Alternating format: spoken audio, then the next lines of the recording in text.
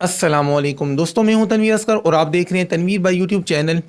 आज ये video upload करने के बाद सर में दर्द था, बड़े मज़े की नींद भी आ रही थी। मैंने कहा चलो यार थोड़ी देर सो जाता हूँ। जैसे ही सोया हूँ नींद में गया हूँ, यूट्यूबर्स दोस्त जो हैं कहाँ सोने देते हैं।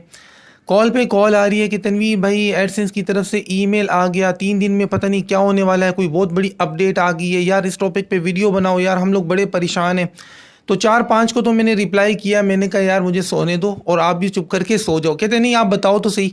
मैंने कहा बताता हूँ यार, छोटी सी वीडियो बनाता हूँ। अगर आपके पास भी ये ईमेल आया है जो लेफ़्ट या राइट साइड पे मैं आपको दिखा रहा हूँ, तो यार ये ईमेल यूट्यूबर्स के लिए नहीं है। एडसेंस को सिर्फ यूट्यूबर्स नहीं इस्तेमाल करते, जो लोग ब्लॉग्स के ऊपर काम करते हैं, जिनकी वेबसाइट्स हैं, वो लोग भी तो एडसेंस को इस्तेमाल करते हैं ना। तो ये अपडेट उन लोगों के लिए है जिनकी वेबसाइट्स वगैरह हैं और उनको पता है कि ये सब डोमेन के बारे में जो अपडेट आई है वो क्या है। यूट्यूबर्स छोटी छोटी बातों पे वैसे ही परेशान हो जाते हैं।